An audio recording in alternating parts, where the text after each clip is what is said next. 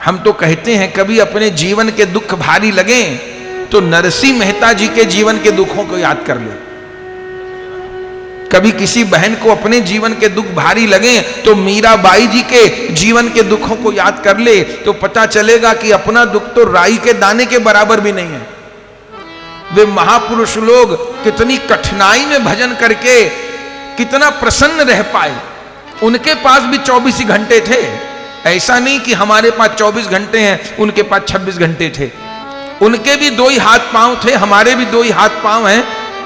और आज हम लोग तो बड़ी सुविधा में रह रहे हैं, उनके पास इतनी सुविधा नहीं थी। तो पहला कारण भक्तों के जीवन में दुख का कि उनके द्वारा भगवान आदर्श उपस्थित करते हैं कि देखो इनको, देखो इनको अपने जीवन का आदर्श बनाओ।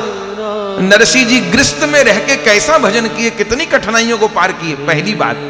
और दूसरा कारण क्या है, जब कोई भक्ति करता है, जब कोई भगवान की प्राप्ति के मार्ग पर लगता है तो भगवान भी उसको ग्रहण करने के लिए आतुर हो जाते हैं। और प्रभु की प्राप्ति में जो बाधक हैं वो हमारे आपके कर्म हैं। इस जन्म में और पूर्व जन्मों में जो कुछ भी हम गलत कर्म कर आए हैं वे सब ही भोग के रूप में जीवन में आते हैं और वो बाधा देते हैं।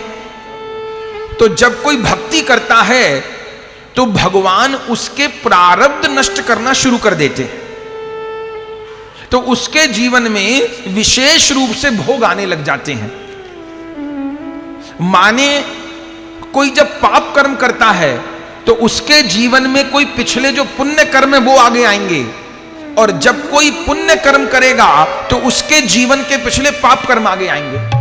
तो जब कोई भक्ति करता है तो क्या होता है, भगवान उसके सारे अशुभ कर्मों को नष्ट करते हैं। और जब अशुभ कर्म नष्ट होते हैं तो भोग जीवन में आता है। ऐसा नहीं कि प्रभु सहायता नहीं करते, सहायता होती है, लेकिन किसी अंश में साधक को भोगना भी पड़ता है।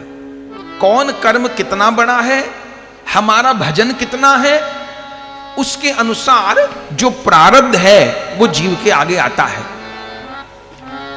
तो जैसे कोई भक्ति में लगता है तो भगवान चाहते हैं कि इसी जन्म में उसके सारे कर्म मैं भुगवा दूं, नष्ट करवा दूं, ताकि इसको मेरी प्राप्ति में बाधा ना हो। तो कई बार सत्पुरुषों के जीवन में भी विपरीत बातें आती दिखाई देती हैं। तो कोई भी कष्ट आ रहा है तो वो हमारे किसी न किसी किए हुए कर्म का परिणाम है। और एक बात और, इस शरीर के रहते जो भोग लिया जाए वो सबसे अच्छा है। बच गया तो दोबारा जन्म है, तो अच्छा है कि शरीर के रहते में भोग कर लिया जाए। तो इसलिए भी भक्त के जीवन में वह कष्ट आते हैं, लेकिन जो भगवान के आश्रित हैं प्रभु उनको गिरने नहीं देते। इतनी बात पक्की है, जिसने प्रभु का आश्रय ग्रहण किया है उसको प्रभु गिरने नहीं देंगे, संभालेंगे बार बार।